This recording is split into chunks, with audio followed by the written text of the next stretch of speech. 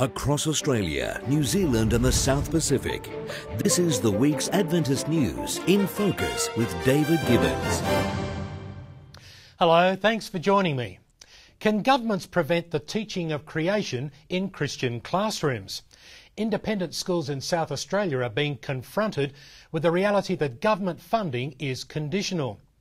Carl Neuhoff, Director of Adventist Education in South Australia, was surprised when he stumbled across a new clause in the Registration Board's policies.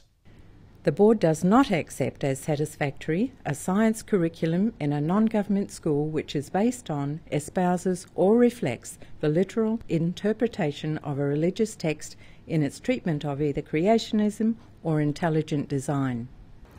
I was actually quite shocked about the inclusion of this policy, especially since our independent schools have not been consulted about it and in fact have not even been informed about it.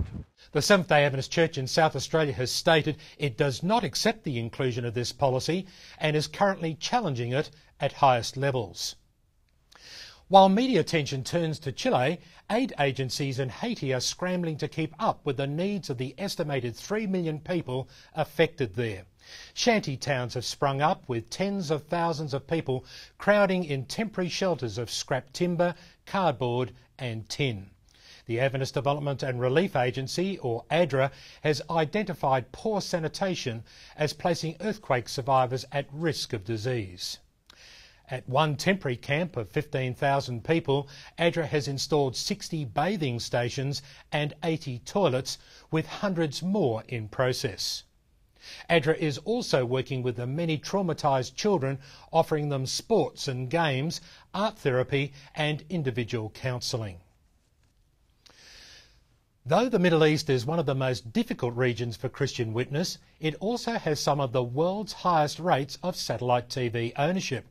A number of Christian ministries have seized this opportunity and established satellite TV channels that beam the gospel message into the Middle East. The very latest is Al-Wad, meaning the promise. Based at the Middle East Adventist University in Beirut, Al-Wad has commenced broadcasting homegrown Arabic programming. Al-Wad's directors say they aim to build bridges of understanding and share hope with the 300 million Arabic viewers in the region.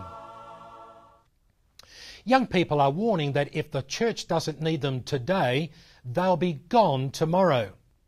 So says Jan Paulsen, president of the 17 million member worldwide Seventh-day Adventist Church. Paulsen directed the comments at his fellow church leaders in the course of a televised discussion with young Adventists in El Salvador. The forum was the latest in a series of more than 20 Let's Talk broadcasts recorded in various locations worldwide. I've said, look, if the church doesn't need caring for the church, and the church is my business. If it is not, I walk away. Paulsen has repeatedly used the unscripted conversations to push for a more active role for young people in church life and leadership. In 1780, an Anglican layman, Robert Raikes, established the Sunday School movement in England. In 1880, 100 years later, a commemorative medal was cast to celebrate the centenary of his work. And now the medal has been awarded to Julie Westlake, the Children's Ministries Director for the Adventist Church in the South Pacific. The medal was presented by David Goodwin, who heads up Kids Reach, an interdenominational children's ministry resource organisation. I'm thrilled to receive this award. I accept it on behalf of all the people who spend an hour each week, either in Sunday school or Sabbath school, leading children to Christ. Julie was recognised for her years of service, her inspiration and her vision in the area of children's ministries. Now, Record's Head of News, Pablo Lillo, joins me. Hello, Pablo. Hi, David. Good to see you. And what's in Record this week? Dr. Angel Rodriguez takes us through an in-depth study of the remnant, female pastors make history, and youth remember the tsunami in Samoa. Oh, thanks, Pablo. And in the full half hour of In Focus, I'll be speaking with Athena Sheehan, who's passionate about motherhood.